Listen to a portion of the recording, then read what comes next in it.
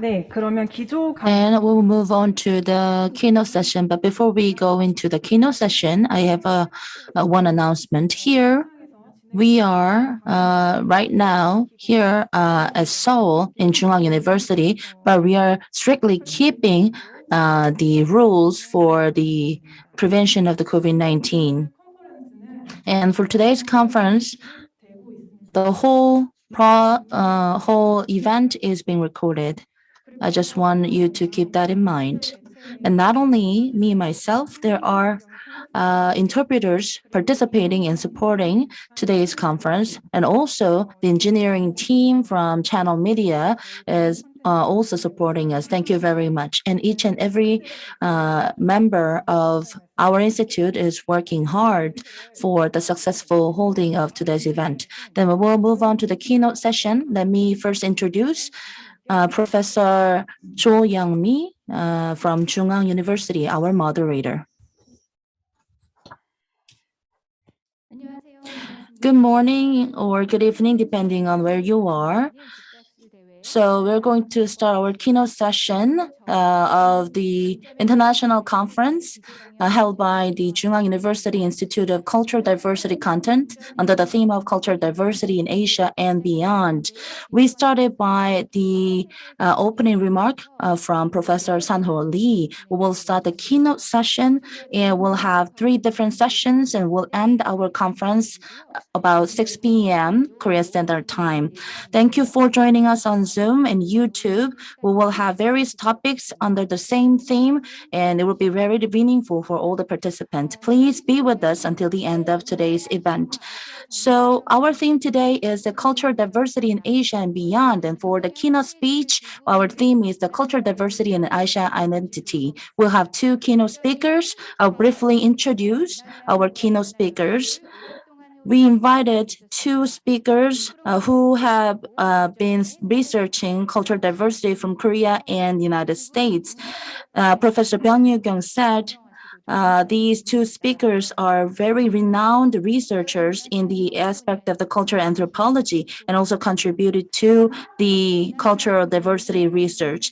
First, let me introduce Professor Geon-Soo, the chairman of the Cultural Diversity Commission. He's a professor of the Gangwon University and also have researched in various aspects such as globalism, international migration, and human trafficking and regional researches.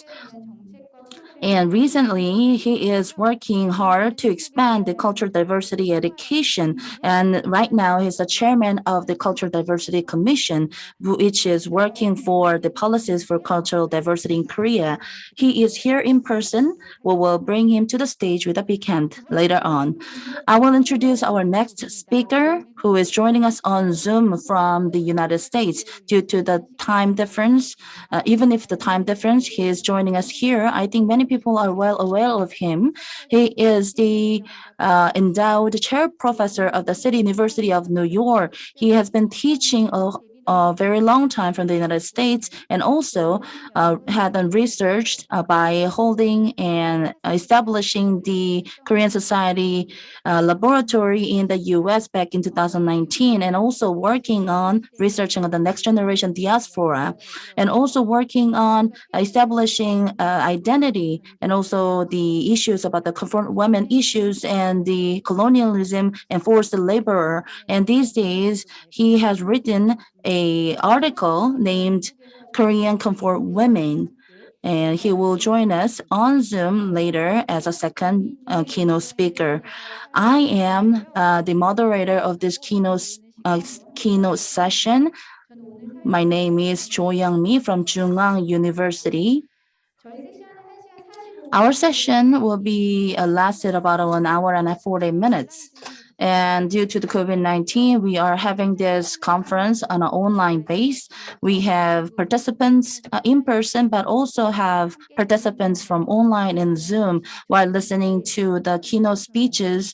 If you have many questions or comments, please your comments or questions on the chat room. Then, without further ado, let me invite Professor Han-Gun-Soo. He will give his lecture about 25 to 30 minutes under the theme of the cultural diversity policy in Korea, current status and challenges. Professor, the floor is yours.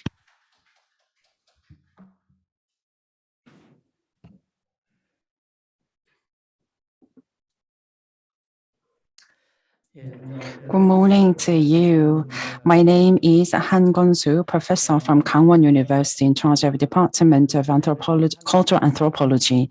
So I was asked to deliver a presentation on cultural diversity policy in Korea, current status and challenges.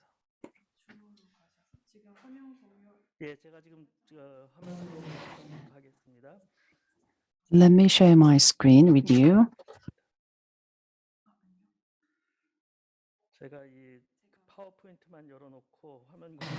I opened up the file, but I thought I already shared my screen with you, but I did not. My apology. So I just started to share my screen with you. So the topic I was given is to introduce policies on cultural diversity in Korea. And I looked up the titles of other speakers and I thought I better explain to you about the topic that I chose. So related to the migrants and also immigrants and discussions and policies about them. So that has been accumulated over the years since 2006. So cultural diversity is definitely a topic that I'm going to speak to you about. It could be related to migrants and also it could be related to education on them. And it has been discussed for a long time in Korea. In this context, when we think of concept and also policy on cultural diversity, I think we better first understand about the development of the policies and how the policies have been changed. So I think by doing that, I think I can help you better understand about this concept. So the agenda on cultural diversity has been regarded as the same thing as an educational policy on multicultural policies. Not only the government, but also from the academia. There are so many activists involved in multicultural migrants. I think we need to understand why they come up to the fore and calling for cultural diversity. So I think we need to understand about the background of why they are doing that.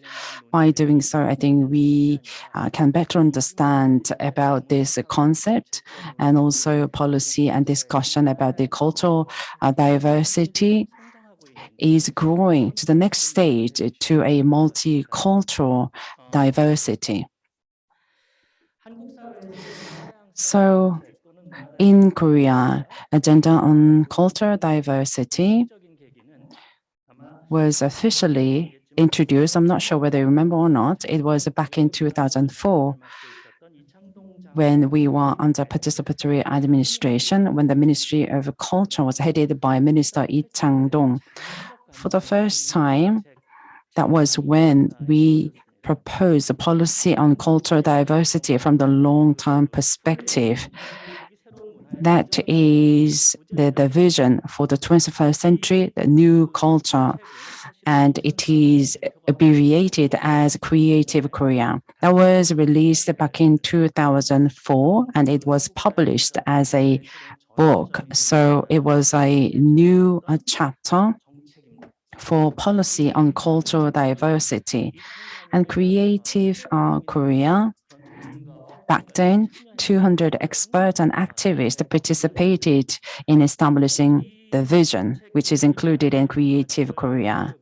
And when I reflect on how we established, I participated in that vision, but I was not given full explanation about what I was doing.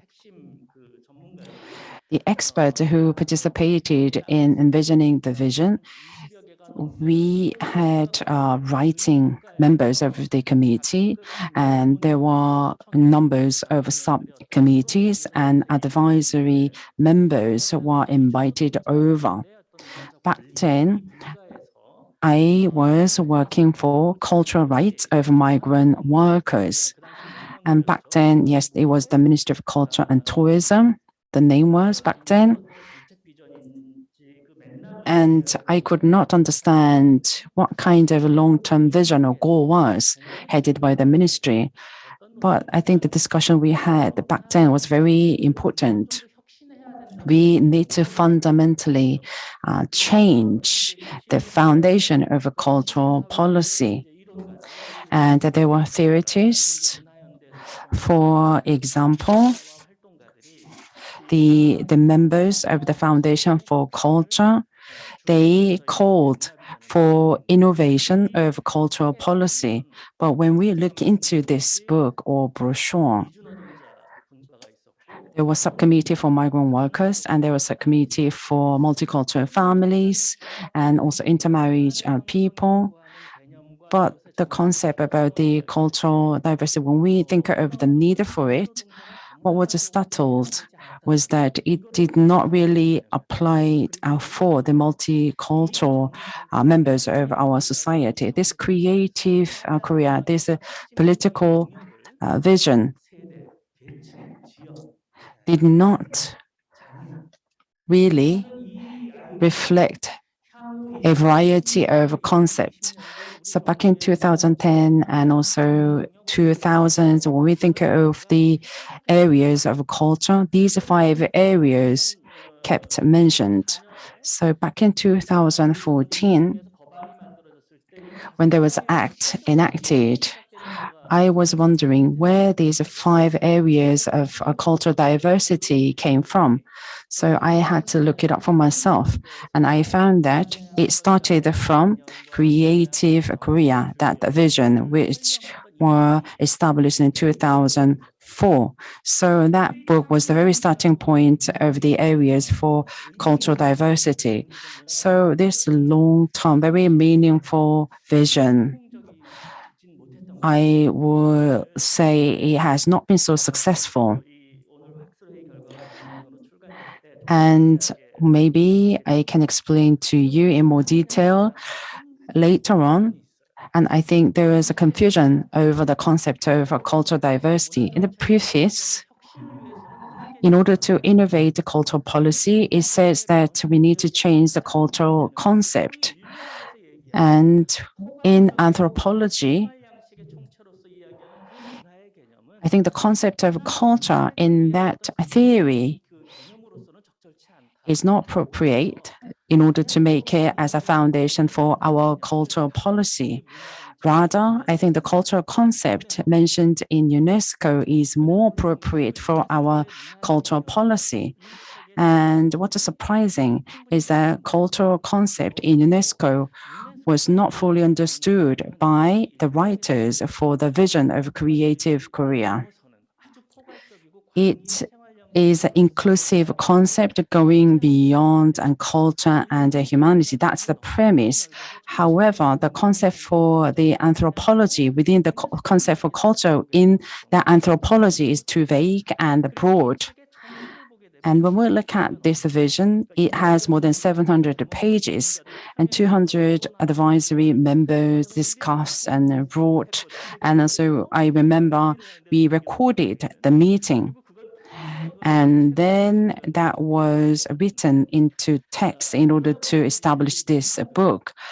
It means that by its subordinate committee, there were so many policy suggestions by each committee, and there were many confusions among them. And there was the person called Shim Kwang-hyun, and back then 2008, he mentioned what was a failure within this creative Korea. I think we failed to expand the concept of cultural diversity. That's what he said. Because I think the perspectives of the officials who are in charge of a cultural policy found this concept very unfamiliar and very difficult to implement it.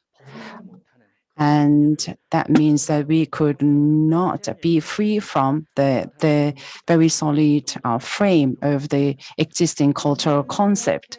The problem is that the very core of the policy of cultural diversity, since it was released in 2004, UNESCO, yes, had the declaration on the cultural diversity and convention on the cultural diversity, and Korea ratified it. But discussion on the very basic question was gone in Korea.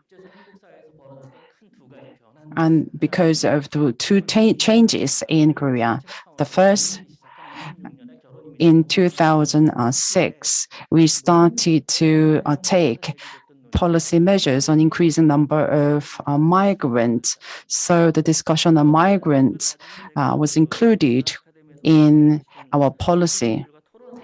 And the next thing is what I heard from the discussion with the expert. I think one of the reasons was because, of course, FTA.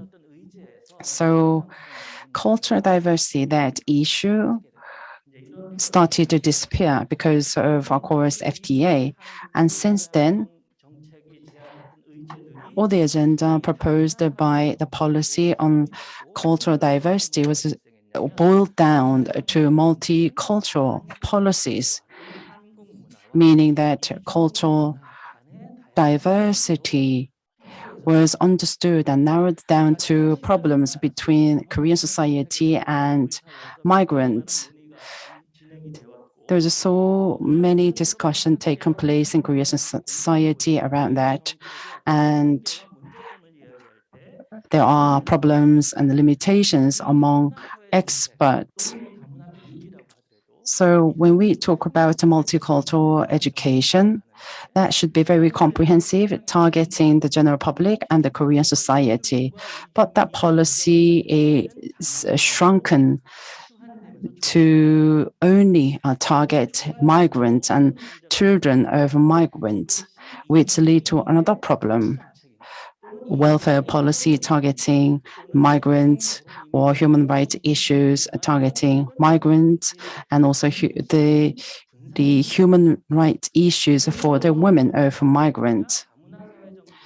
So there were many discussions in order to raise awareness, but all the discussions boiled down to enlighten the general public, and also we only focused on to include migrants into our society, meaning that we need to recognize their difficulties and we need to sympathize their situation. So cultural rights of migrants or basic rights of a migrant, that should be the direction that we need to pursue. But I think the discussion on cultural diversity was directed to enlighten the general public, to raise public awareness of migrants. About 2 to 3 years ago,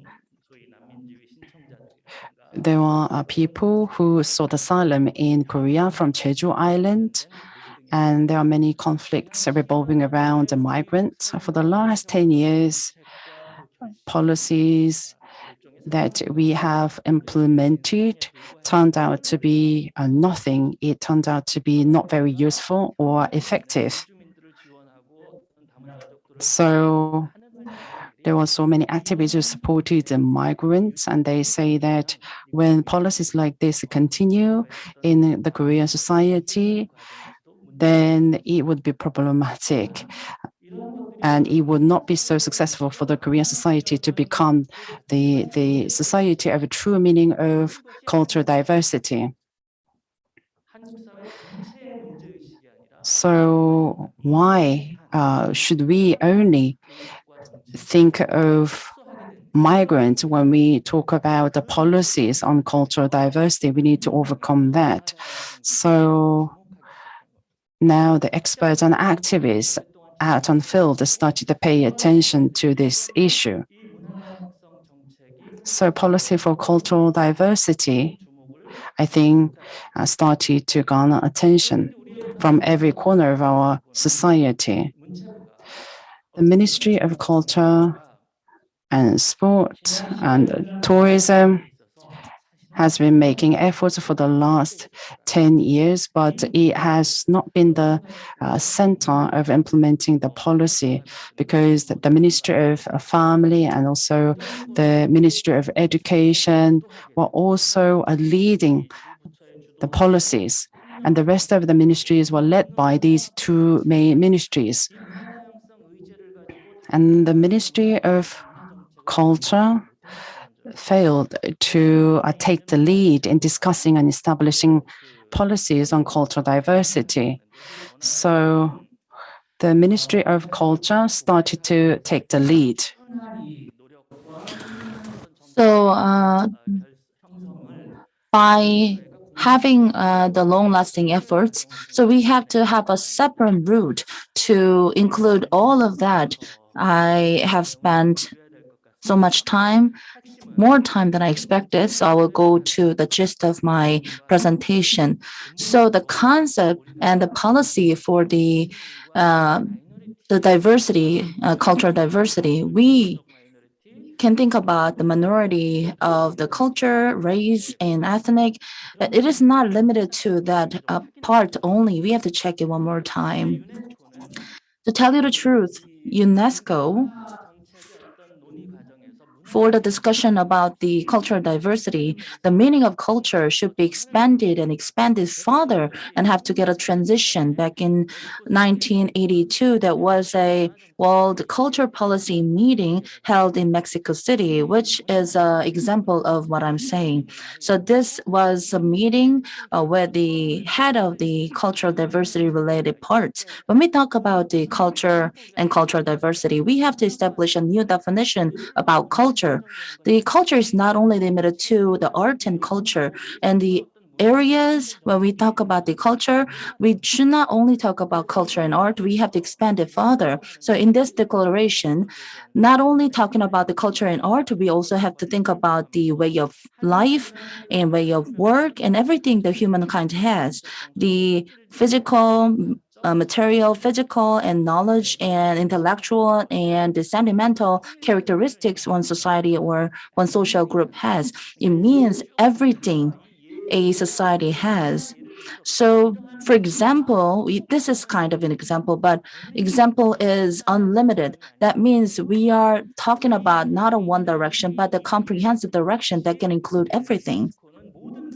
So from then on, in each and every document, is that it would inherit all the spirit and remembering and reaffirm the statement and declaration that we had back in 1982. So this is one other example. Back in 1978, we had Bogota Cultural Policy Meeting, and then back in 1991, in its General Assembly, to compose and to establish a commission to talk about what it means, the culture to the humankind.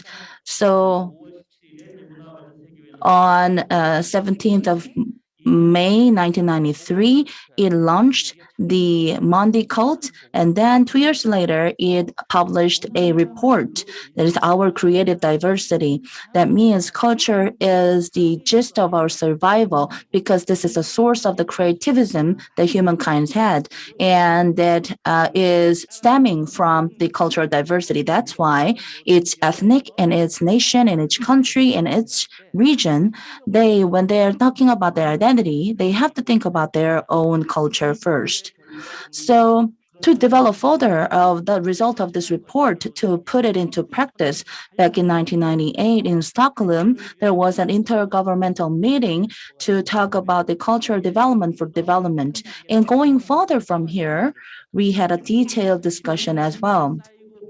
And as these kind of discussions were being established and accumulated back in 2001, we had a declaration about the cultural diversity. And this declaration, when I say about this declaration, So when we talk about the cultural diversity, we also have to think about the convention and also declaration back in 2001. In 2001, declaration, it says the same meaning about the culture. Culture should be regarded as a set of distinctive spiritual, material, intellectual, and emotional features of society or a social group. And once again, it stress it encompasses, in addition to art and literature, lifestyles, ways of living together, value system, traditions, and belief. That means it has really, really various sources inside.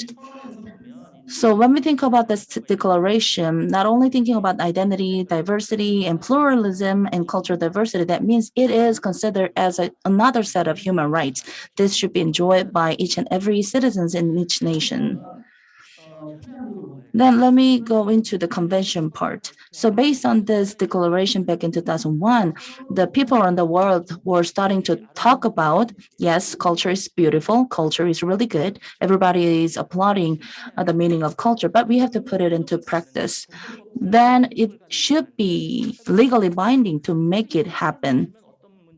But when we make it as an inconvention, that means we have to force people to do it. Then we have to clarify what people need to put into practice to make it mandatory. If we give them no boundary, they don't know what to keep and what not to keep. So back in 2000, this convention, we try to find concrete responsibility in the cultural diversity. We had the reconstructuring phase with FTA and other trade-related agreements. Among this kind of situation, as the direction of the international direction is going to the free trade, then everybody is talking about competition between nations. Then the first thing that we need to keep in mind to protect the cultural diversity, that is the expression of culture that each nation has. This is quite ambiguous term. Then we have to find a term that every country can understand and agree upon. So when we finally adopt the declaration or convention, that we put the English version and French version one by one, side to side, and everybody's fighting against each other to find the exact meaning of the word. So the expression about culture, we simply put it that is the cultural product. And under this current set of trade structure, maybe many countries have their own traditional cultural products and souvenirs and traditional souvenirs. Then we have to understand the exclusive and the we have to understand that the cultural product should be excluded from the target of the free trade. It is to aim to the protect the cultural diversity. It is to keep the sovereignty of the nation. That's why we have to understand this kind of exceptional clause. And each country has to know how to expand their cultural expression. For the developing country, they have to build more capability to do it, and the advanced country should support them accordingly. Then we have to establish a fund in this convention, and each country can donate or contribute to it so that developing countries can use the fund to support their capability buildup. And this kind of legally binding and mandatory regulations were built in place. So based on which we talked about the convention about the cultural diversity. But for example, the US, which is the heading the free trade principle, rejected the idea because they say free trade under its principle, we cannot accept this. That's why till the end of the time, the US rejected to the idea, but many other countries accepted and agreed it. And then for the international convention, we have to have a ratification to follow suit to make all the ratified countries as the parties of the convention. And back in 2007, it put into effect. How about Korea then? Back in 2001, we actively pros on that idea and support the idea. But the problem is, even if we supported the idea, it took a little longer time for us to ratify the convention.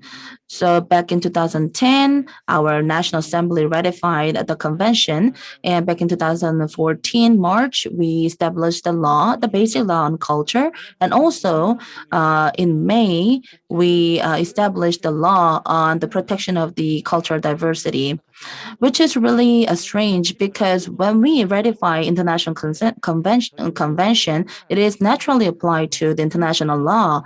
But by doing the both things at the same time, we try to make the legal basis to promote this idea internally as well as internationally. And back in 2007, after making this act into law in 2014, 3 years later in 2017, we had intergovernmental meeting as we were part of the convention member. We were kind of passive for about 4 years, but back in 2017, we became the commission member of the Eastern Asia. Other countries perceive Korea should be heading the movement, but we didn't raise our hand. When I was in that intergovernment meeting, many countries participating in, and those countries keep saying that Korea is the one with the huge power internationally, so Korea should stand in front of other countries to make it happen. So finally, back in 2017, we were the commission member country and also revised the law, internal domestic law, and also were deputy chair country in the intergovernmental committee. And back in 2021, we became the chair country for the uh, cultural diversity committee. So internationally, we try to show our willingness to promote cultural diversity. So back in 2011, yes, we established a law, but we didn't actually do anything happen. But to have this willingness to put in place, we revised the law and also composed the Cultural Diversity Commission.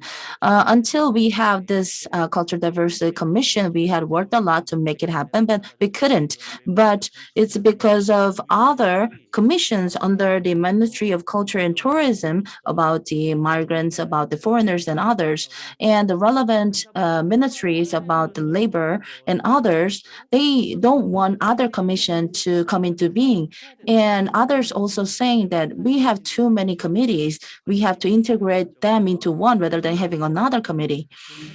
So, but finally, we made a decision to have the Cultural Diversity Commission under the Ministry of Culture and Tourism.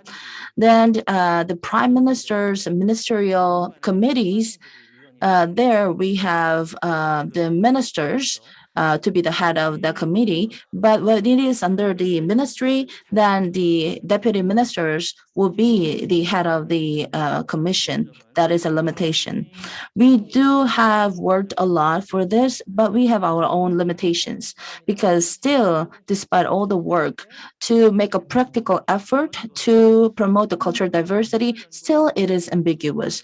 This is, I am discussing this with other practitioners and also researchers related with the cultural diversity. Is it because of the silo that each of the administrative bureaucracy has, or it is something that what they do in their work, they really want to have distinct targets, but if we do not have distinct target or definition, we cannot do it because it is ambiguous. Even if we have worked a lot to have a concrete definition about culture, but still it is ambiguous.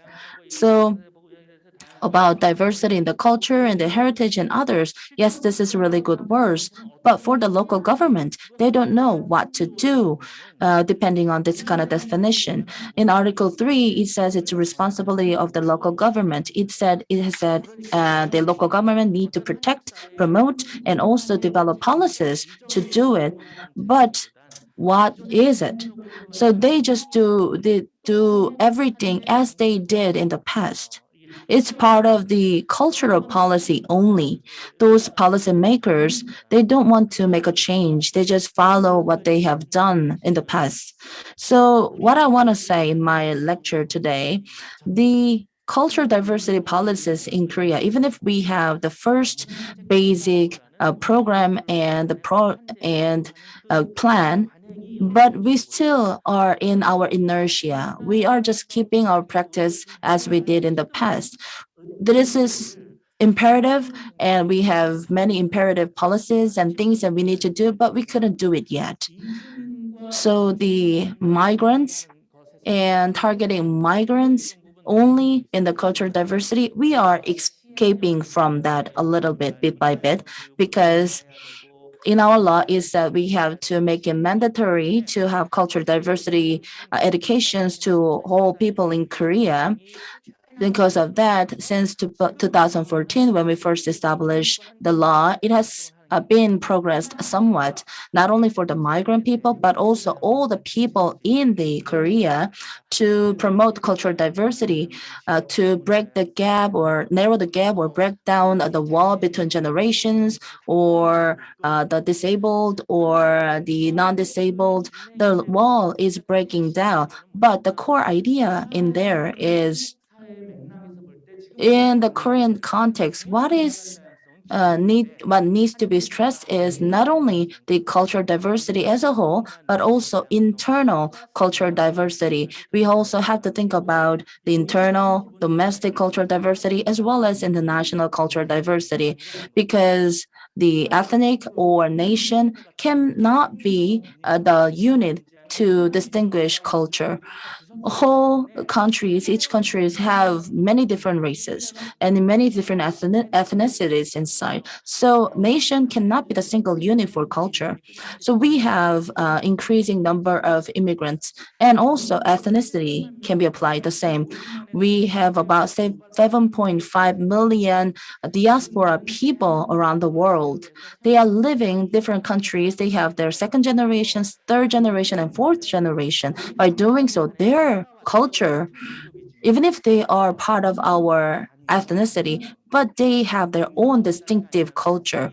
By saying that, yes, we are sharing something in common a lot, but those Korean American fourth generation and those living currently Korean Peninsula, do they have the same culture? They do not, and they don't have to. And as we have different cultures, even if we are having the Korean ethnicity in common, in such cases, we have to respect their culture and our culture as well, and also the culture for immigrants and minority as well. And the Koreans and those Korean Americans, they're just part of the minorities we have around the world a lot. So lastly, we have to have different combinations about cultural diversity that we can have in Korea. By having that imagination, we can have right policies and we can capture the reality in the policy. For example, Korea's cultural diversity policy internationally, yes, this is the main agenda around the world, but what we are avoiding right now is a religious conflict. Thinking about the constructions, the Islam temple in Daegu, we have many controversy around this issue. This was authorized and approved, but later, due to the opposition of the residents, they just revoked it. But we have to see it from the perspective of the cultural diversity. And also, we are establishing the ordinance related with the cultural diversity, but still, those conservative, the very conservative people in the religious part, they really oppose this idea strongly. And also the sexual orientation, those sexual minorities, thinking about the globalism and from the perspective of the cultural diversity, it should be accepted, but Korean society just avoid it and try not to look into it. And all the different issues that we are having here, we have to see them from the perspective of the cultural diversity and also establish policies on that perspective. But we couldn't. That's why our policies are being fragmented, and all the major agendas in the cultural diversity is not comprehensively included in the policies. And this is the same for any other policies. We have to think about the context. And based on the context, and what need to be stressed in the policy need to be decided. And nationally, based on the same agenda, what we are doing on that agenda compared to the international way of progression. So we have to think about domestic direction and international directions, whether the stress are they the same or harmonized or not. So in that regard, our cultural diversity policies, this is not to replace migrant policies. This is to include the migrant policies. By doing so, how under the context of the Korean society, we can respect the cultural diversity. And by doing so, how can we create new culture inside? That is actually a sense of the cultural diversity. This is mixing of different cultures to have a new culture coming into being. That is the importance of the cultural diversity. And this brings us to the end of my presentation. Thank you.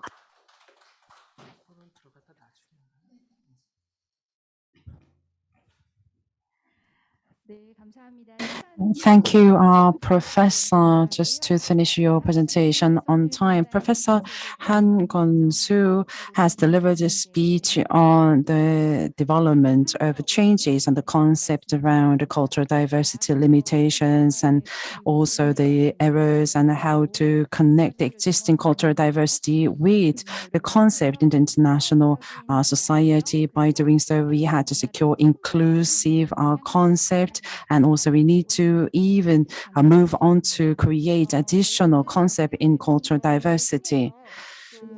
After attending two presentations, I'm sure there are people who want to ask questions, but I think we better invite the second speaker first. We have a Professor Min Pyong-Gap. He is joining us via Zoom. Professor Min Pyong-Gap will deliver speech on Asian Americans, their demographic and socio-economic characteristics, ethic and racial identities. There's increasing number of hatred crimes targeting Asians, and I'm sure we can gain some insights from his speech. And because of the time difference here and there, he is joining us very late night from the US. Please welcome him with a big hand.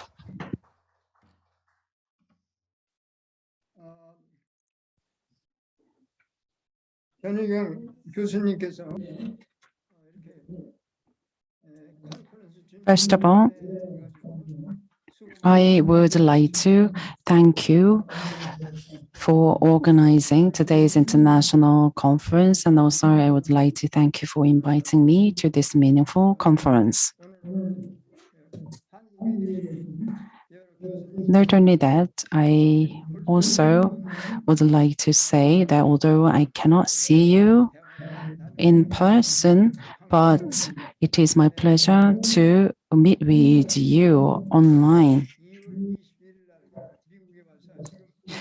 On the 23rd of February in 1972, I came to the US, so I stayed here for the last 50 years. But since I speak Korean in my house, and also I live as a member of the Korean society, I still find speaking in Korean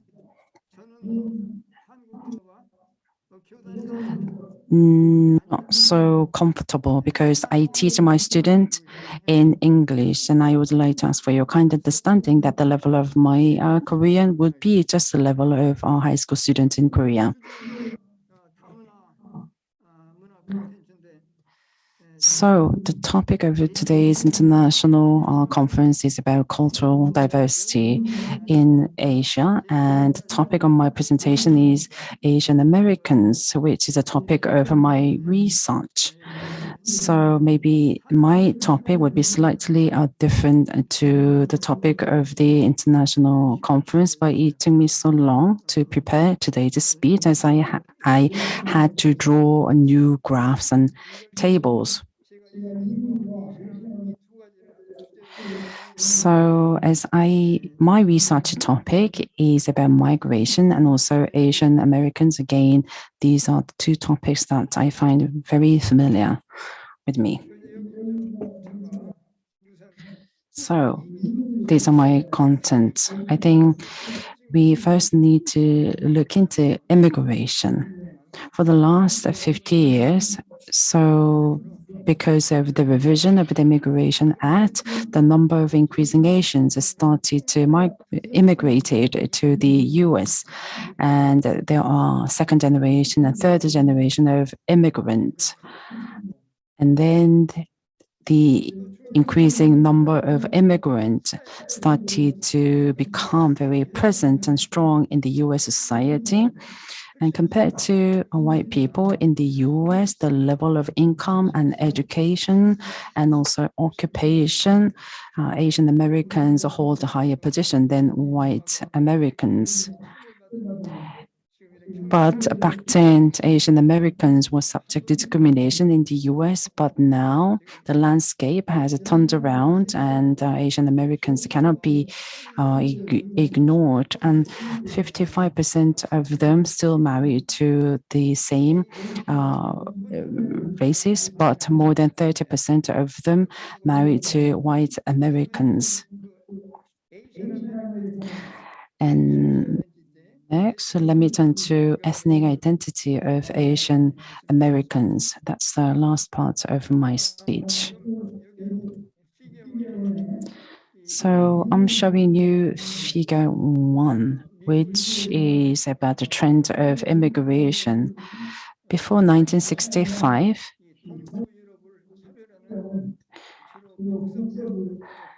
Northwest, the people who founded or established the US took the lead in immigration. But in 1965, discriminatory Immigration Act was revised, which gave equal opportunity for other countries to immigrate to the US.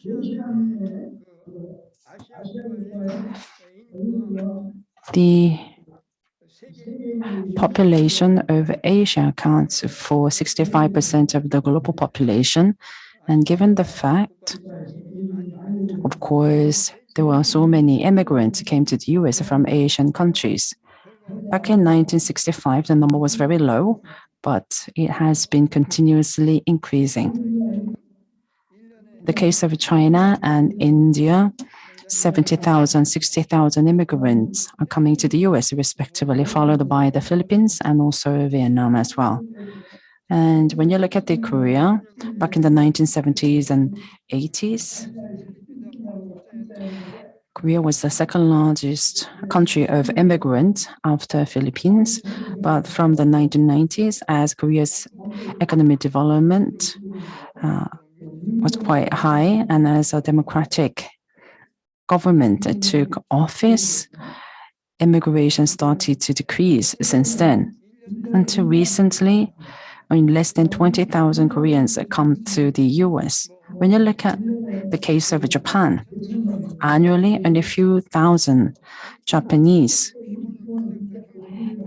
immigrate to the US because Japan's economic situation has always been good since 1965. And we can also talk about Singapore, Indonesia, and Pakistan, Bangladesh. And there are 22 races in Asia, and 6 are the main Asian countries here. And the number of immigrants from China turned out to be quite big. At first, the number of immigrants from China was very small because there was a tension between the US and China. But in 1882, China and the US normalized their diplomatic ties, which sparked immigrants to the US, and also China chose to open its economic door, and China sent young people to the US to encourage them to learn about economic skills.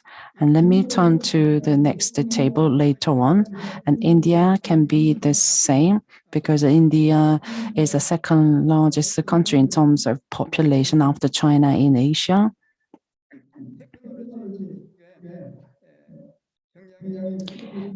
India has so many talent in technology.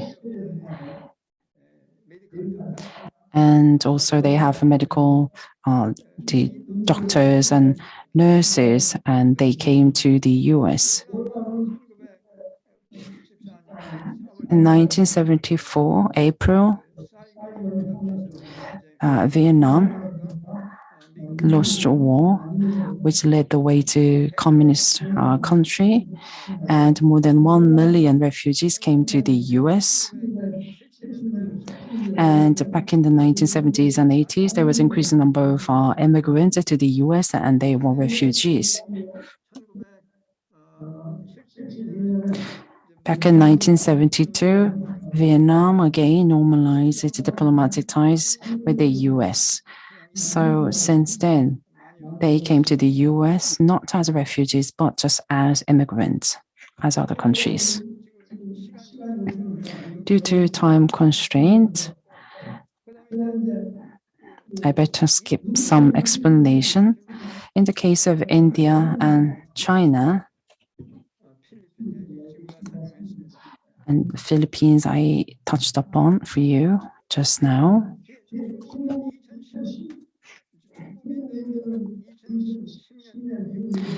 Since 2010, from China, more than 80,000 people came to the US. And in the case of India, annually 70,000 people came to the US. The number will only increase from now on. Followed by Mexican. China sends the second largest number of immigrants to the US, and Mexico sends more than 150,000 people to the US. And India stands the third place. Mexico, China, and India, followed by the Philippines. So recently, the number of immigrants from Asian countries turned out to be quite high. In the case of immigrants from the Philippines and Korea,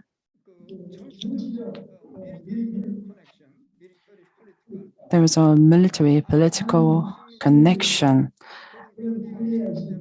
There was a special relations in that country.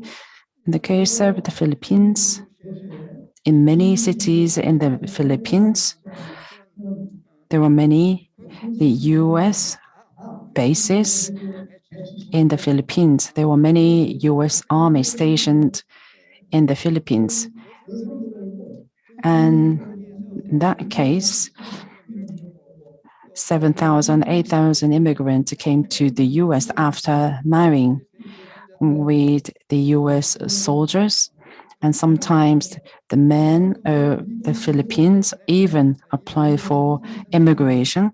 And annually, 3,000, 4,000 Korean women married to the US soldiers in the past.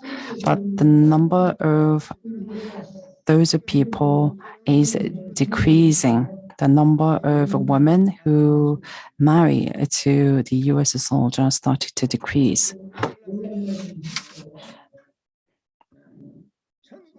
So I talked about you in Vietnam, and in the 1950s, the Immigration Act in the US was revised. In the US, multinational corporations, in order to become competitive, they needed IT experts. That's why they welcomed those with a professional occupation from 1990s. So since 1990s, China and India became the beneficiaries of the revised Immigration Act.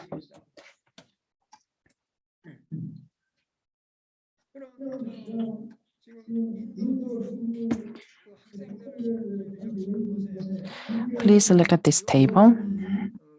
The number of students from Asian and also China and India countries. So the number is over 100,000. But it doesn't mean that this number of students are coming to the US every year. That's an accumulative number.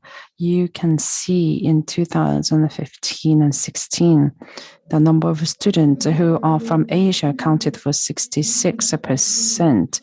And also in 2014 and 2015, from China, it accounted for 31%, and India, 14%, followed by Korea. Back then, I think it was around 50,000. Now, I think the number is around 30,000 annually. But considering the population of China is 20 times higher than Korea. So when we take that into consideration, the number of students coming to the US is the highest from Korea. When the number was highest, I think it reached 70,000, but the number of students from Korea to US is down to 30,000. Back in 1990, I told you Immigration Act was revised and it had privileges to those with specialty occupation. So majority of the immigration quota was taken by these people. So when they come, they just change the status of their passport. And I think China and India will definitely stay around the second and third place after Mexico.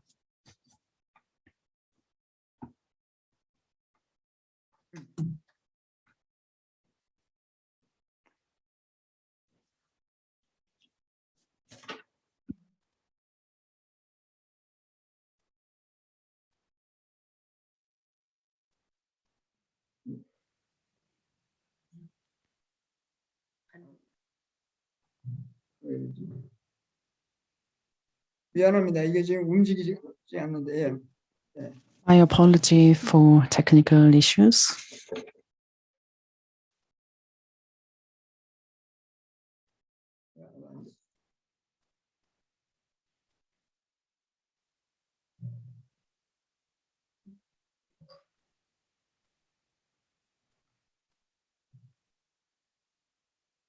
오케이. 그래서 이제 이민에 대한 자료는 끝났고. So this is it about immigration, and immigrants increased a lot. And let me turn to you how many are from Asian countries. Back in 1970, the Asian population was around 14 million, which accounted for 0.7% of the US population. Please look at the 2020. Now the population is at 24 million, which account for 7.2% of the US population. So trending is upward because of the immigration. Annually, 1.2 million immigrants come to the US. There's no natural increase of population in the US, but the population of the US increased to 320 million. And there's a lot of immigrants from Asian countries and also those who are Hispanic. So the ratio and the percentage of them grew large. So immigrants from Asian countries account for 19%, 60 million. And they are from Hispanics and also Asians. They account for 22%. White people accounted for 88% back then, but now 60%. By 2030, the percentage will go down to 50%.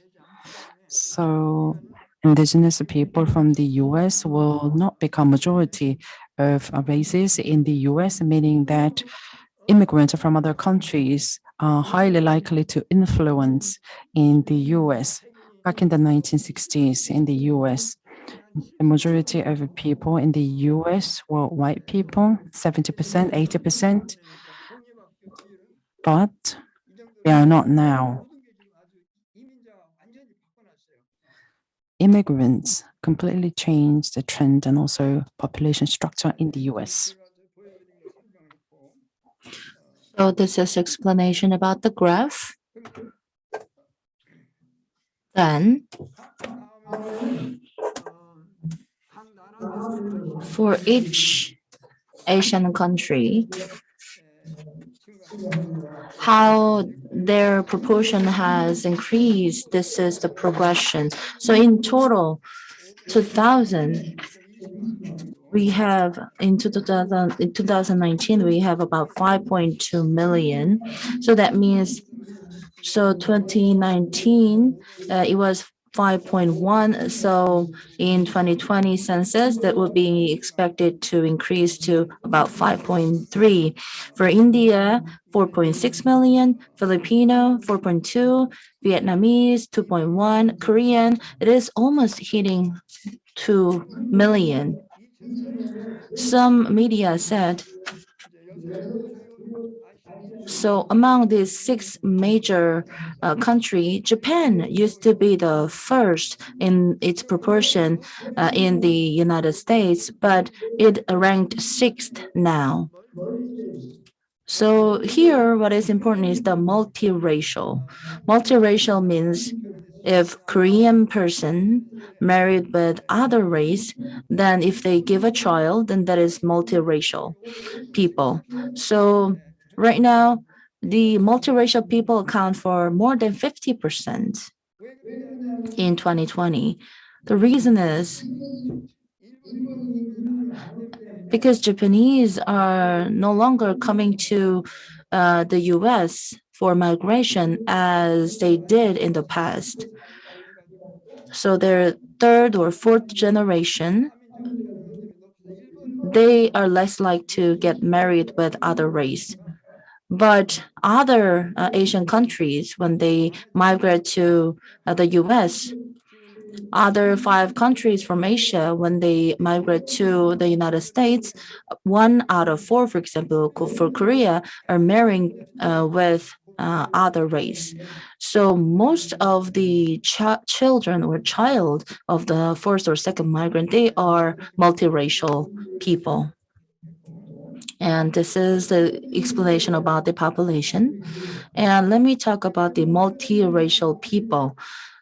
The multiracial people, its proportion is largest uh, for Chinese, followed by Japan, followed by Philippines, by China.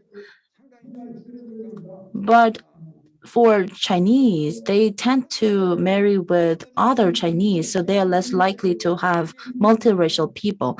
And the this year, the proportion based on the compared to the total population the Chinese has.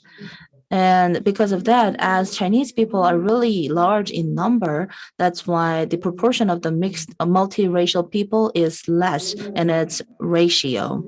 So, but India and Vietnam, they're multiracial people, the percentage is relatively low and stable.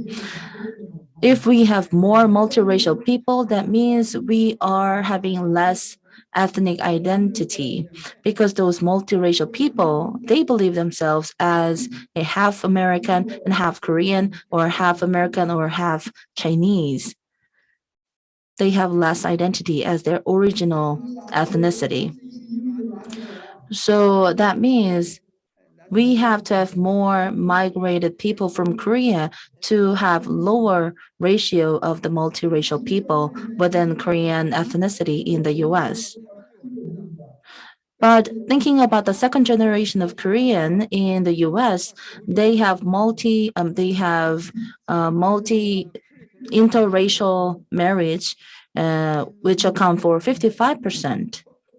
And that means for the third generation of the Asian Korean migrant to the US, 71% are the multiracial people. So this is a very interesting factor. That's why I try to share this knowledge with you. So about 55% of second generation of Korean in the US, they marry with other race. That means the third generation of Korean in the US, they have multiracial people, which account for about 71%. And why is it? That means about 45% are there marrying with each other between Koreans. Why is it 71%? It's because the 45% who are marrying each other with between Koreans, that means they take two out of the shares of the 45. That means we only have 22.5% who will have Korean ethnicity third generation. But those 55%, they'll take just one out of the total population of the Korean ethnicity. That's why they have 55% as a whole. That's why we have third generation as multiracial people, which account for 71%. So next topic is the Asian Americans socioeconomic characteristics. Asians, compared to the white or other minority, they have higher percentage in many characteristics. So at the very low raw, you have the sampling number. So about 62% they were born in the United States. And when we think about the Asian people, I divide them into two different categories. So those from the wealthy country and the poor country, for example, Bangladesh, Malaysia, those people, their level of wealth or level of education is naturally lower than those coming from wealthier countries. About 62.5% of those who graduated the higher education, the white graduated about 39.2%. This is the combination of those parents and their children, but their graduation ratio is higher than those from the white. So Asian people, they have higher education background that is really well known in the United States as well. So let's talk about the professional occupation. That means managerial occupation. When you think about this ratio, when you look at this percentage, the Koreans or Asians who are taking this professional occupation, it's not that lower compared to the white, even higher. And also their yearly income, when we think about the median household income, the white, they have about 85,000, but Asian, they are much higher. So socioeconomically, compared to the white, Asians are enjoying a higher level of living standard. The Asians, yes, they are minority, but compared to the dominant race in the US, the minority is enjoying higher level of life standard, which is not that common when we think about other countries, New Zealand, Australia, and others. They are the same because they have more wealthier country originated Asian immigrants.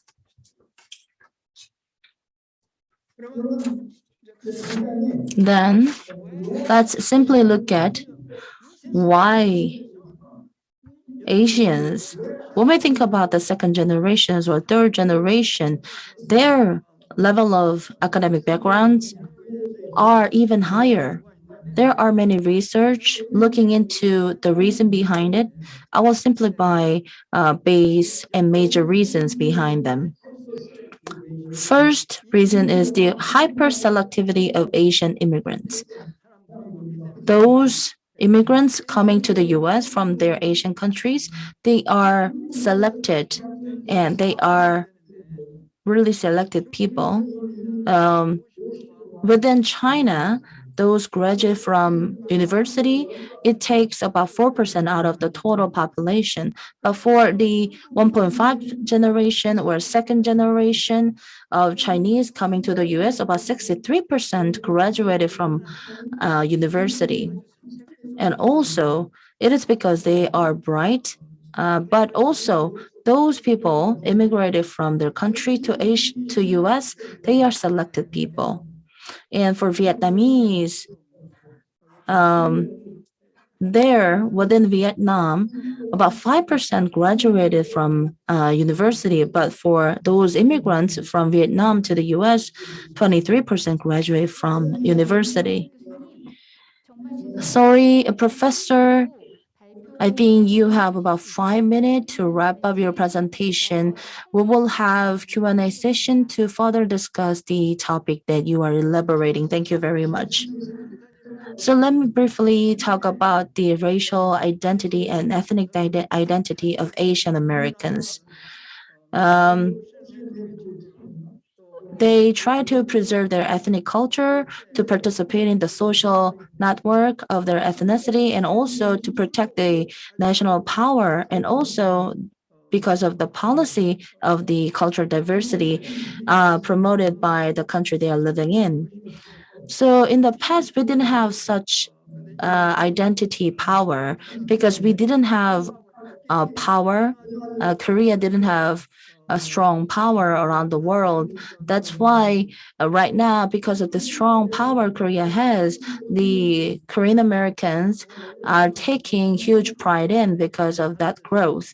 And the cultural diversity policy the U.S. is promoting is changing significantly. They promote cultural diversity. And in the past, racial discrimination or bias put a very negative impact on the ethnic identity, but right now things are different. As we don't have much time, I will just brief what I want to say. This is back in 1960. This was the hardships that those people had back in 1960 to live in the US as a migrant back in 1960 by Ruth Chang. I was walking down the mirror. As we walked past the mirror, I caught my reflection in the midst of my friend. What struck me at the moment was how visibly I was different from them. Because most of the faces I saw around me white, I came to believe that mine was too. In that devastating moment of truth, I was confronted with the reality that no matter how much I tried to deny it, I was inevitably who I was. And it was useless, foolish to ignore that fact. I recognized that in my desire to belong and fit in, I had been deluding myself to the point of thinking that I was actually white. 근데 지금은 이제 이런 사람들 없습니다. But right now, we don't have these kind of people anymore, not as many as we did in the past.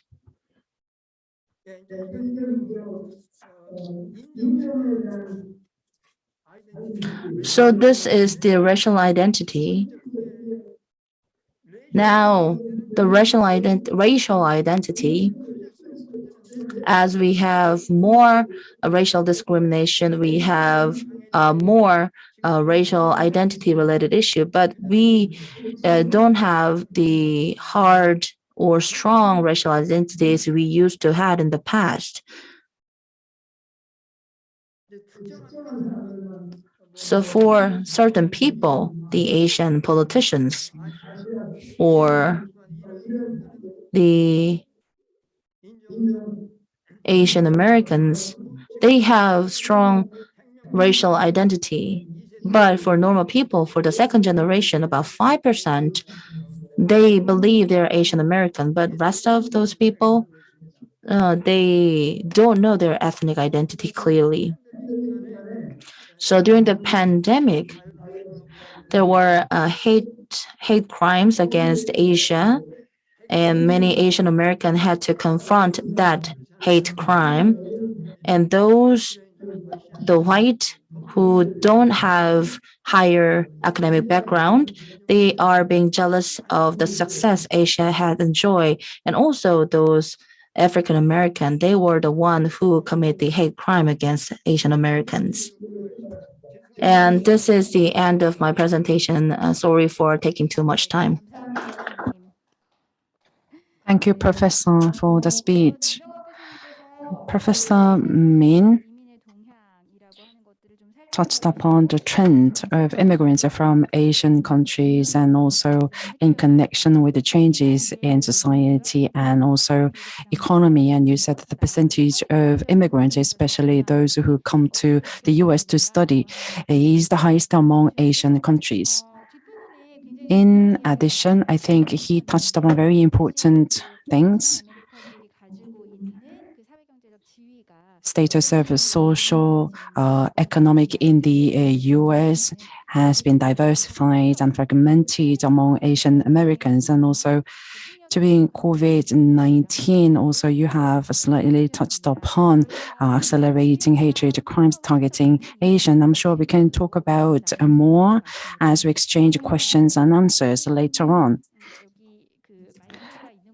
So I would like to invite Professor Han to the stage, and there were many questions asked and raised by participants, so maybe that would be a good starting point for our Q&A. So there are many questions directed to Professor Han. I would like to raise one. Let me read it for you. Thank you for the speech.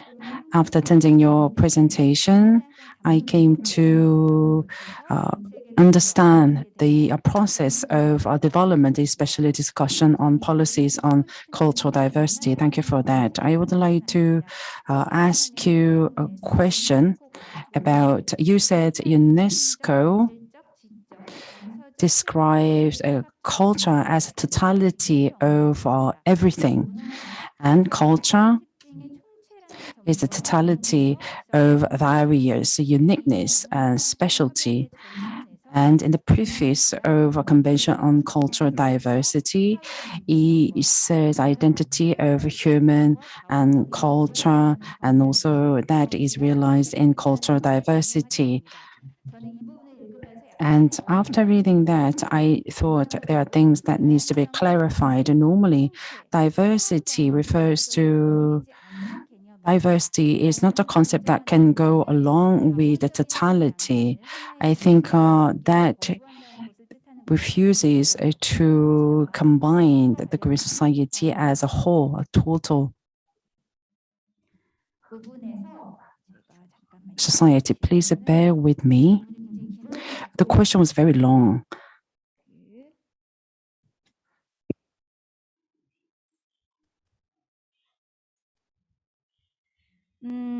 So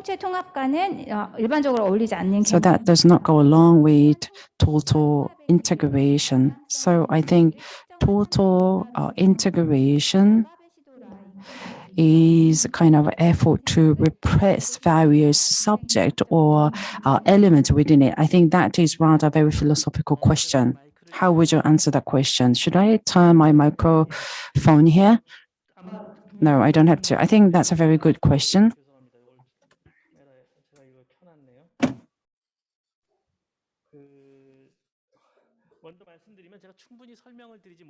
So sorry, my explanation was not enough. I think that's why you raised that question. So UNESCO and other entities, yes, mentioning integration and totality. I think it is not about unity, what they talk about. Very specific content they cannot lay out one by one.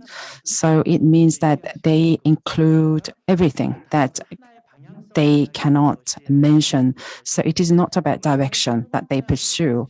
And you mentioned about integration, declaration of cultural diversity or convention on that. And we do not talk about integration here. I think, let me explain to you about that term or word, especially discussion on migrants. We may talk about social integration, but when we talk about that social integration does not target a migrant, that targets everyone, including and inclusive. So those who use a social integration, I tell them the social integration targets everyone so that they can become the proper member of the Korean society. And I always tell them that you need to really clarify and specify the direction of social integration. Without it, I think that social integration, the use of the term raises many concerns, as you said in your question. So the concept of a cultural diversity concept is very broad, and it is about recognizing that diversity. And it is to encourage diversity to interact with each other to result in yet another set of diversity. Thank you very much. I think it satisfies the questioner. And I will move on to the question to Professor Min. So for the statistics you are giving to us, we have many different countries coming to the U.S. from their countries in Asia, Northeast Asia, in Southern Asia, and other. So there are many differences from country to country, even in Asia. So is it okay to have the one statistics about Asia as a whole to understand the situation, right? Do you think we can you answer the question? So I'm happy to answer the question. So Asian Americans largely, so we have a huge boundary in which we have East Asian, South Asian, and Southeast Asian. And for East Asian, we have Korea, Japan, and China, and Mongolia. Next, and for South Asia, we have India, Pakistan, Bangladesh, and Sri Lanka. And rest Southeast Asia, Indonesia, the Philippines, and other countries are included there. So among them, two boundaries are connected with each other. So for East Asians, Koreans, and the Chinese, they often get married with each other. They live in the same resident area and they get friends very easily. And Japan, we don't have many immigrants coming to the US from Japan right now. And both Korea and China try to stay away from Japan. That's why we don't have that boundary with Japan. And second boundary is Southeast Asian. India, Pakistan, Bangladesh. They, although their mother country, they're fighting against each other. But here, they have same appetite for food and they have same ethnic color. So they get married each other very often and they together as one. So Asian, yes, we have our statistics as Asian as a whole. That's because the U.S. government, they have racial classification. In that classification for the statistics, we have Asia as one classification. We cannot have a separate statistics. The government is doing that way. That's why we have to have the Asian statistics as a one classification. Yes, within Asia, we have very different categories that we need to have, but the government is having statistics that way. There's no way for us to go the other way. But yes, it is right. But East Asians, they get married with each other, they're getting friends with each other. And South Asia, yes, they also have their own boundaries. But East Asians, they have different religions. The Buddhism, Hinduism, they have different religions. We can combine them into one. Thank you. The question is directed to Professor Han. And the expression of a specific group practice hate speech, and there's no laws and systems to prevent that. So many activists have been calling for the enactment of the act of the prevention of discrimination. Do you have any ideas on that? So if UNESCO Asia Pacific Category 2 organization, there's a brochure published by that subcommittee, and there's a chapter specifically describes the answers to your question. It is entitled the direction of education. And I think cultural diversity should always consider universality, and that is well described in that chapter. So respecting cultural diversity is about respecting universality. As a member of humanity in the world, there's a universality. So when there exists a universality, we can talk about cultural diversity. So the respecting cultural diversity can be and needs to be understood as well as universality. So that needs to be understood as a universal value that we pursue. So there are so many trends and also practices that have been transcending up to the time that now we live in. If that collides with universality, for example, FGM, and also female human rights and very fundamental infringement of human rights of women, and respecting that would not be understood as respecting cultural diversity. Hatred expression, the essence of it, the target of the speech, if that goes against the universal values that we pursue, then we should not tolerate that. We should not justify that as a name of cultural diversity. Then how can we form universality? I think that is not void. We have been thinking about what the universality would be. There are so many opinions and positions, and those different opinions and positions are competing with each other. I would not want to use the word compete because we want to harmonize and we want to coexist with each other. When we talk about the universal values, yes, there's the Cold War, which is related to the order of the international community and politics. Universality is formed around that.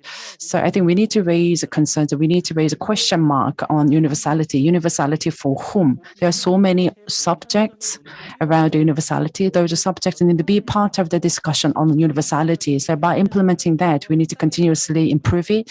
We need to continuously negotiate what the universality is. So in the Korean society, there are so many issues around diversity and the values, but we saw a very concerning trend that there are people who use their cultural diversity in order to justify the wrong values. So agenda of the prevention of discrimination and also the respecting cultural diversity are in the parallel line. I think we are in the same line that we talk about. I think please refer to the paper that I just mentioned. Thank you very much. So same questioner, he said he listened to your lecture very carefully and very well. And in connection with this question, I want to ask another question. So a while ago, you said the colonialism and the Cold War regime. So when I think about the universality, the cultural diversity is and has been violated a lot. And one of them is, among many things that we have, is the hate and exclusivism. And I think Professor Min in the United States, he also mentioned about this in his presentation. Actually, the Trump administration, he mentioned and stressed about the American first policy. And right now in Biden administration, the rivalry between China and US is intensified. And this kind of conflicts and confrontation, this is making an environment where we cannot understand and inherit the cultural diversity in our nature. And also the Senate in the U.S. it passed the anti-hate crime law. Even so, the passing of the law is one thing, and increasing of the hate crime is another, and that is the fact. And as you mentioned in your presentation, we have our law and and regulations. Even so, we also have times that we try to fragment it or regionalize it and preventing it to be universalized. So then, under this context, the cultural diversity and universality, what kind of effort do you think we need to have to promote cultural diversity for Korea, for US, and also for the world? I will ask Professor Han to answer to my question first, after which I will ask Professor Min to answer the question. I think this is a very difficult question to answer.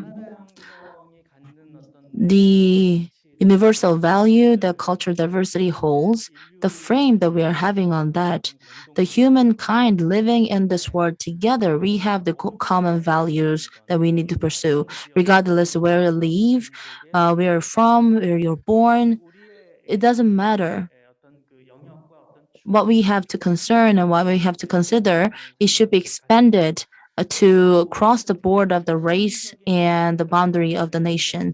So in the Cold War, while because of the breaking down of that frame, we had a hope, huge hope, that we will have a really common and international society where everybody can live very happily. But right now, due to the rivalry and competition between nations, it is increasing further and further these days. Under this context, what kind of effort do we have to have? This is not something that we can just put at the shoulder of the politicians alone. So those people who try to use the nationalism or utilize nationalism, then they try to exclude the universalism and they try to go against universalism. That's why we as a citizens, we have to think about our capability and responsibility one more time. So that's one thing that I want to stress. And while doing so, we also have to have a the perspective of the critics and also perspective of the reflection of what we are and the policies we are really used to and the value and the way of life that we are staying and we are living. We try to stay away from that the way of work and live. We try to have a eye of cultural diversity as a citizen, as a grown citizen and mature citizen. We have to live in the common world of international community. We have to build our capability and responsibility. Lastly, I want to stress that then what kind of concrete activities do we have to have? The core of that activities lies, to tell the truth, there are many arguments and phenomena that we are facing in the world day by day. We try to see it in a different perspective. For example, through education, or others, we try to see it. We need to try to see it in a different perspective. So we have to have a nationalism from the perspective of the cultural diversity. That's more like cultural nationalism. So we, yes, have our pride about our nation, but it should not go into the nationalism. We have to prevent that to happen. By talking about that, actually, to respect cultural diversity and that spirit, rather than asking that to other people or other part, we have to apply that to ourselves to have that perspective. So this kind of conflict and confrontation structure, we have to work hard to prevent the expansion of that structure. But one way to do it is maybe not just to respect or care for others. It is not to help others. It is starting from me, myself. I am the sole entity who have to do the practice on the cultural diversity. We have to have that perspective. Thank you, Professor Min. Will you also add your insights for the last 50 years in the US? The US society changed in terms of two things. For example, gender equality and also the rights of women. Those are two elements improved a lot.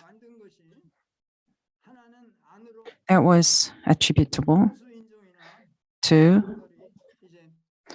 minority groups, for example, women, because they corrected their identity, especially from academia.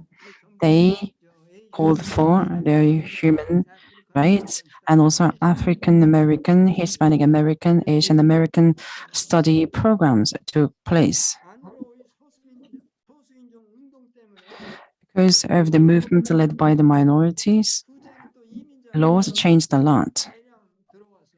And also a large number of immigrants came to the US. They emphasized the cultural diversity in the US society. So the US system was changed a lot, emphasizing cultural diversity. And also they became considerate of women and also minorities because the political correctness is very important. Back in the 1950s, the white people who did not graduated from the university,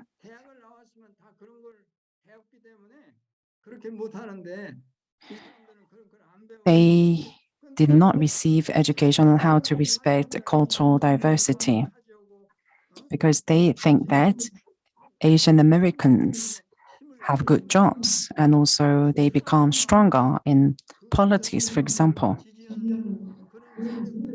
Those who support Trump are mainly high school graduates or less.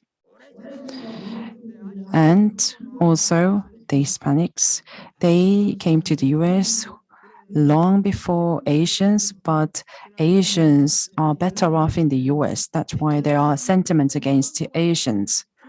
When we talk about Asians, and when they talk about Asians, they mainly think they are Chinese and Koreans because Indians have different skin colors. And when they think Asians, they are mainly from East Asia. So they are jealous of East Asians. That becomes very problematic in the US.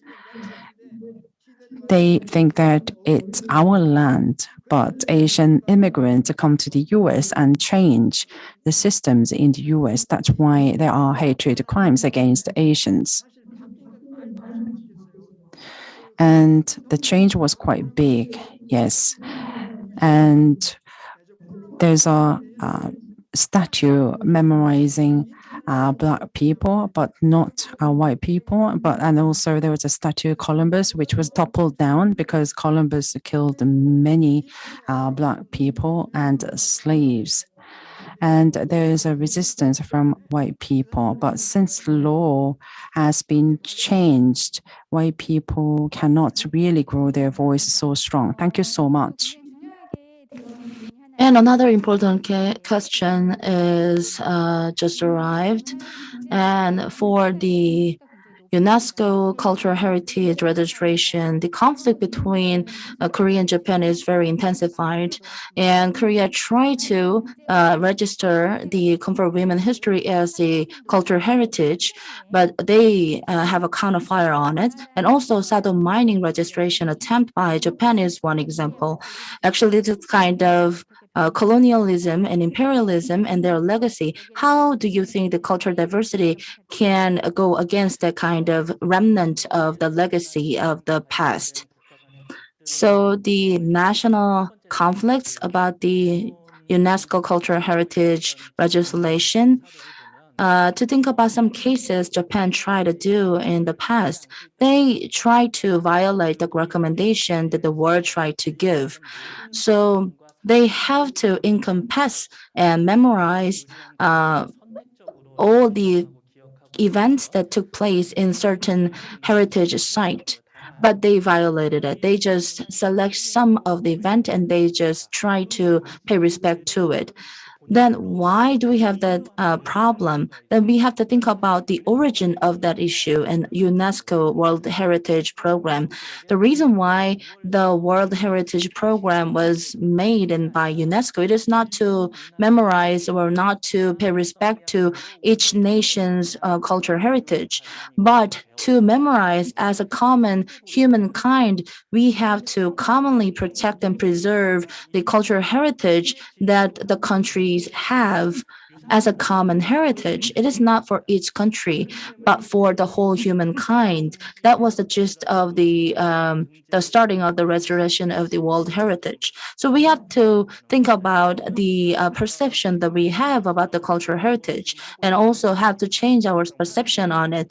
Of course, it is only natural to criticize Japan and its acts, but what we have to do right now is to reflect on ourselves. What kind of perspective do we have for registration of the World Heritage that we have, and we try to register? Is it because that we try to take pride in about our own culture, or is it to respect the common heritage of the humankind? This is really important part, and that kind of competition between nations about how many registration each country has, that is going against the intention of the World Heritage Program UNESCO try to promote. So actually, for the cultural heritage registration about kimchi is not about the registration of kimchi. Rather, it is the traditional act. The Koreans have the kimchi making culture Koreans are having for a long time. In that culture, we have the sense of community and sense of sharing. The UNESCO try to share and try to respect that spirit. And you have to look into the descriptions that we try to register to the UNESCO. There it says it tried to pay respect to the spirit of the sense of community and sense of sharing, and want to have that spirit going on and being preserved in the next generation as a whole.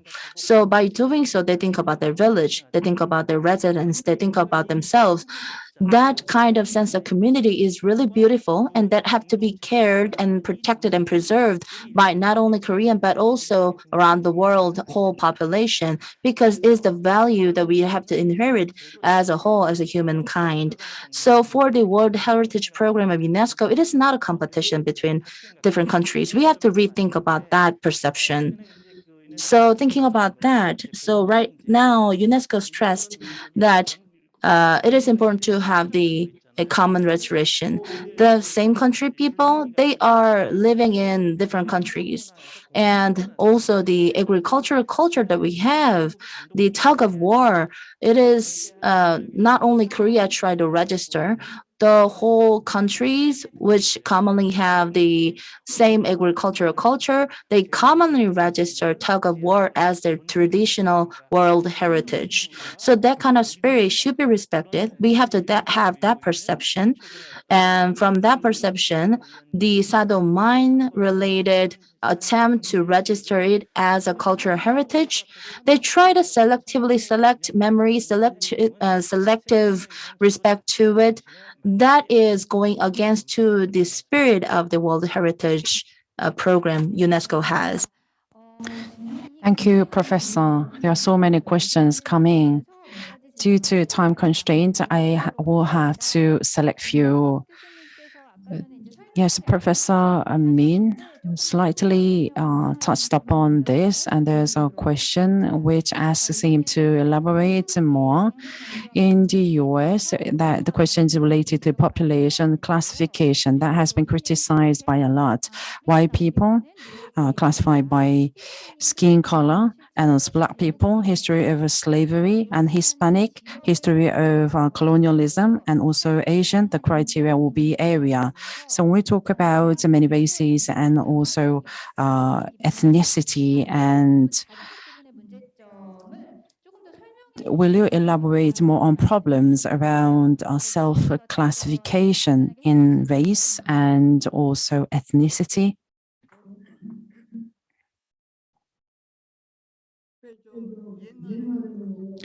In the past, in 1910s and in the 1920s, yes, it was all about white supremacy without multiculturalism whatsoever. Anglo-Saxon people taught English. As I mentioned earlier, minorities movement started, which led to increasing number of immigrants that also changed systems in the US. So white supremacy cannot take place. Even if it does, it will cause political problems. I think the US society is now friendly to Asians, but for Black people and also Hispanic people, they are having economic difficulties as the US is not welfare society, so they are having economically difficult lives. But still, the culture of them is respected more than before. So that's the big difference compared to the past and the present. In the 1970s and 80s, that's the time that I came to the US, and still I had many difficulties. But now we're living in an era of a transnational times. So the Asian culture is respected, and I am satisfied with living in the US.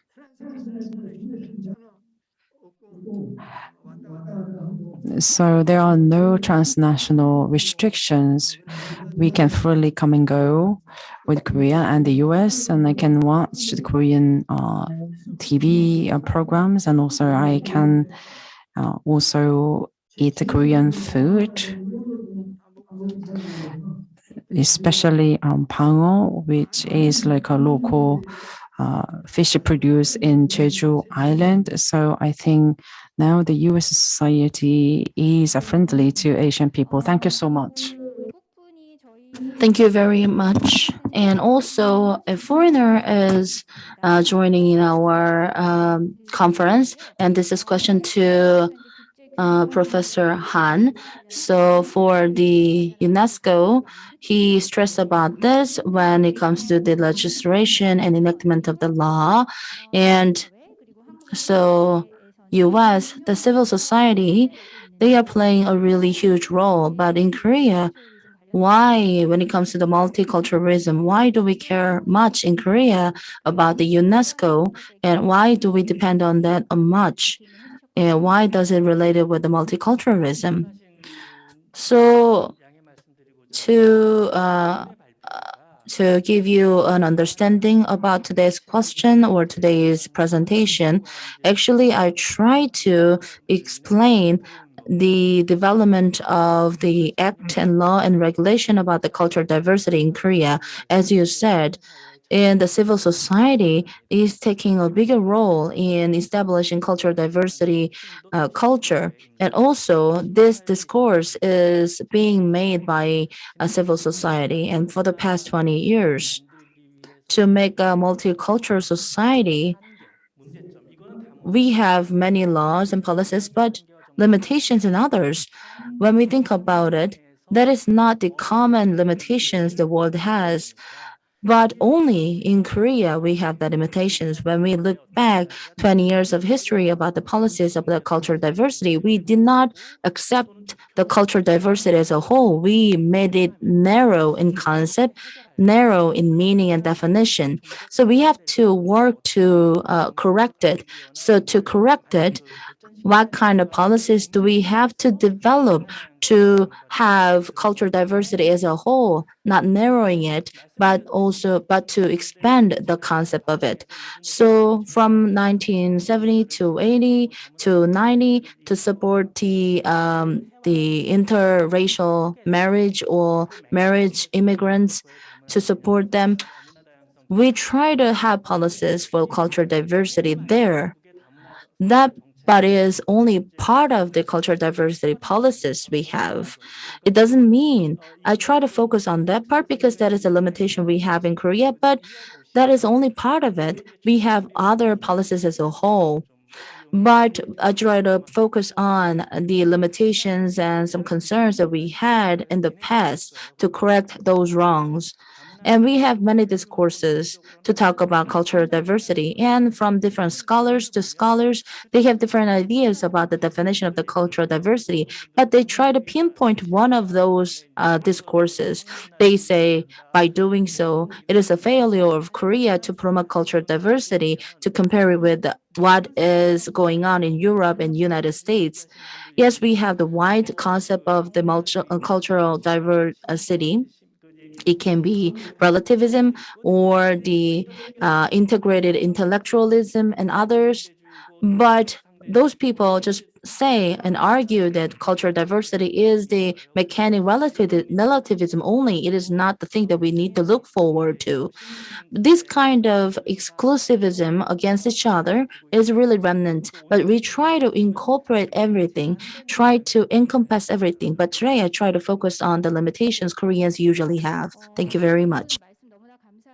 Thank you to two professors. I think I can only give you 30 seconds for the last comment. As COVID-19 prolongs, yes, there are many conflicts over ideology and also social class. And that also leads to worsened inequality. And there are voices unheard. And I think we need to think about how the scholars can come up with the measures to implement to alleviate that. Yes, the situation nowadays, I think, gives us things that we did not see in the past. So, in a sense, in this situation, there are new issues coming up, and I think we just started to give thoughts on these new issues that we have never seen before. For the last 20 years in the Korean society, there were changes in our society, and diversity was respected thanks to our efforts. But because of our backlash, yes, it gives us many difficulties, but I think it gives us an opportunity and it lays venue that we can talk about it. We can not only talk about good things. If we do that, we cannot address the issues, for example, in harmony and also coexistence. I think this situation gave us a new opportunity to talk about what should be discussed. So I think we need to fiercely discuss with each other, and we need to also implement measures that we establish together for making Korean society better. Yes, it is unfortunate that this conference is held online, but at the same time, I believe that it is another channel of communication to collect so many opinions. Thank you so much. Thank you very much, Professor Min. It's your turn to have your last comment. 프로페셔널들은 집에서 이러고 뭐 비용한다고 돈 다 받는데 이제 So the blue collar laborers, they are the one who hit the hardest. So right now in campus, there are many people living in hardship. So many scholars, professors in campus, they try to support those students. 컴퓨터 없는 학생도 있기 And we do have some students who do not have laptops. We try to have the contributions to help those students. So we have to have the camaraderie to help the poor or those who are living in hardships. We try to have the common values to support them, which is a really positive movement. And the same is applied to the Koreans. We try to uh, raise funds to reach about $1 million to give lunch or vouchers to those poor. That kind of movement is going on in the United States. That's what I want to say. Thank you very much. For our institute working on study the cultural diversity content, you actually shed light on the way that we have to go to. Thank you very much. Still, we have many hate crimes and also physical and mental violence is going on and rampant. Even so, you also led the way to us to go that way together. So this is really enlightening speech. Thank you very much, especially to Professor Min, who are joining here online, and Mr. Professor Han joining here in person. Thank you very much, and especially to all the participants who gave your feedbacks and questions. Thank you very much for your participation, and for the interpreters. Thank you very much for the interpreters who do the interpretation for the communication between two languages, and also engineers. Thank you very much. So this brings us to an end of our keynote session. Thank you very much.